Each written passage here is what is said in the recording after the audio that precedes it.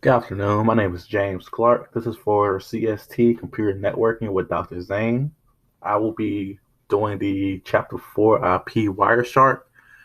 You're currently looking at this thing called WeVideo, which is basically a real-time video recorder.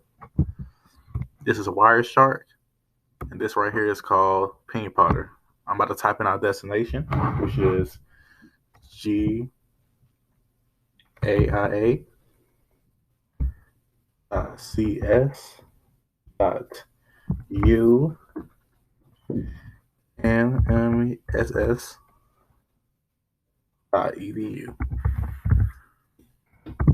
That's our destination right there. Oh, I'm gonna take the N away.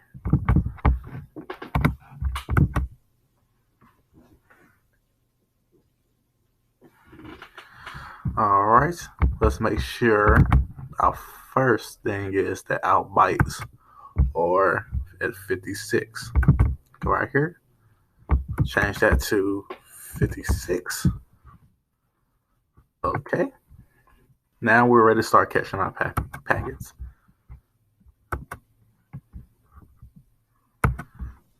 Go back here. I'm gonna screenshot this really quick. Next, let's make a little spin on it and go to type in 2000 bytes. Okay, let that run for a couple seconds.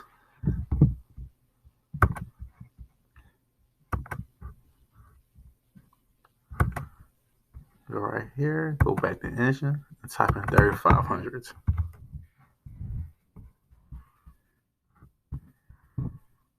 Let that run for a couple seconds.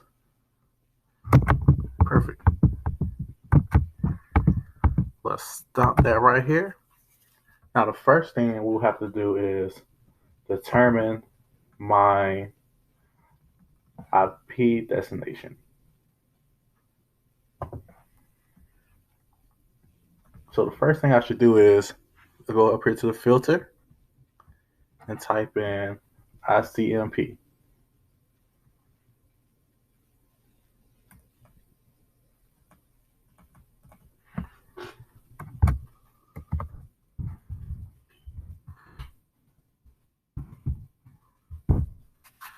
Okay, perfect.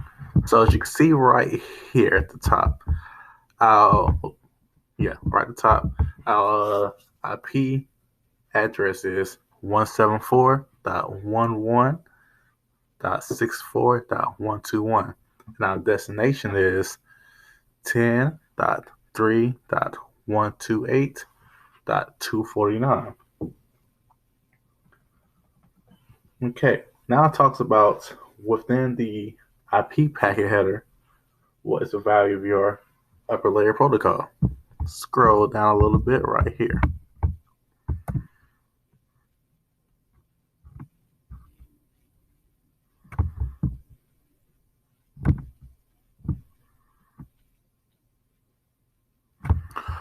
As you can see right here is ICPM 1, which is good. Alrighty, how many bytes are in my IP header? Scroll up a little bit.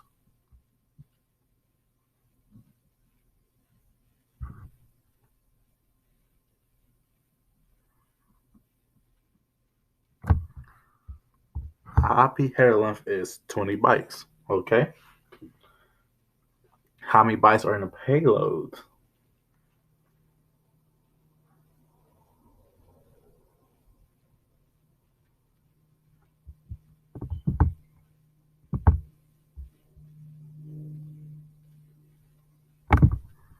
The bytes on the payloads are 36, which is when the total subtract 56 minus 20 bytes, which is 36. Okay, let's move on. Yes, the diagram has been fragmented. If you go down and look on it here, it has flags. You look over here, it has reserve bit not set, don't fragment set, more fragments not set, which basically means it's not set.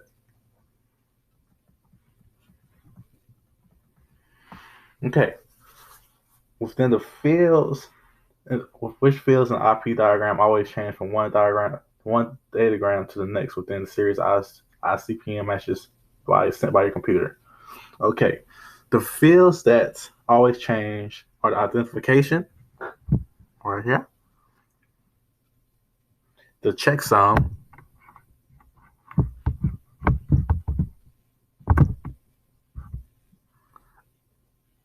the time to live, which is time to live is located right here. And the time to live always increase each one time when the live increase as well. And the fields that always stay the same are identification.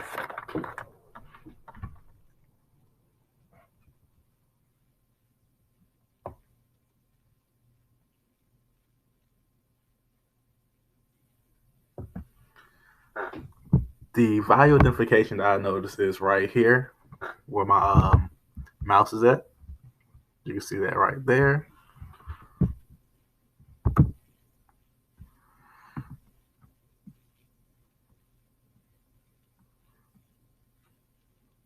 You all can see the fragment offset is 0. The time to live is 253. The protocol right here, as I was discussed earlier, is ICPM 1.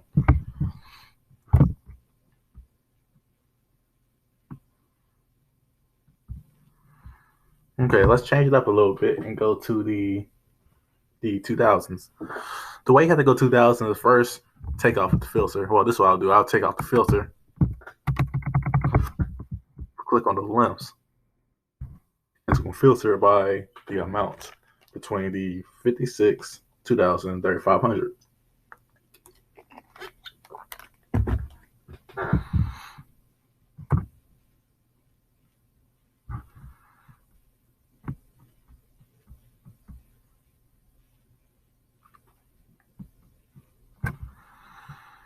Right here, as you see, the source now is 10.3.128.249. As you can look up here, the header length is still the same. Total length is still the same.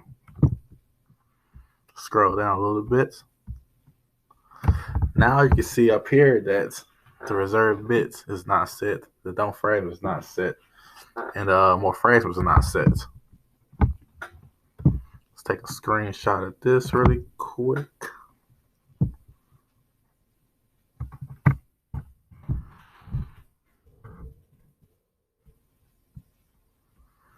The fragment offset is 1480. The time to live, you can see, is actually changed to 18.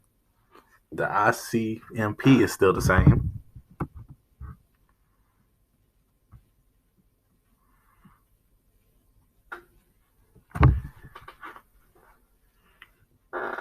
Let's look at something else really quick. Do you see right here where it says the 128.119.249.12? That's the destination address. If you scroll all the way back up, there's difference compared to the first one. Okay, let's scroll down.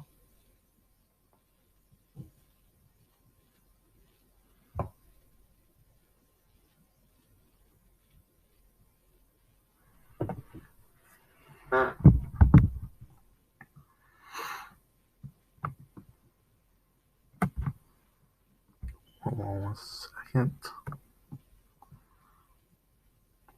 As you can see, the things have changed as I went from 56 to 2000, which is very important.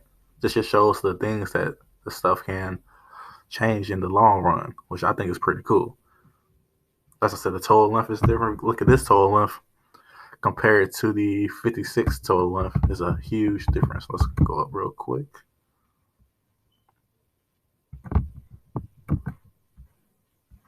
It's 56. So it's a huge difference. Screenshot this.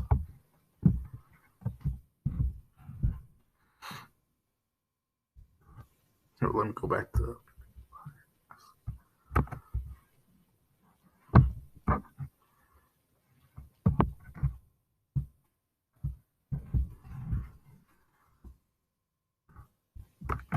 Yep, that is it. Thank you.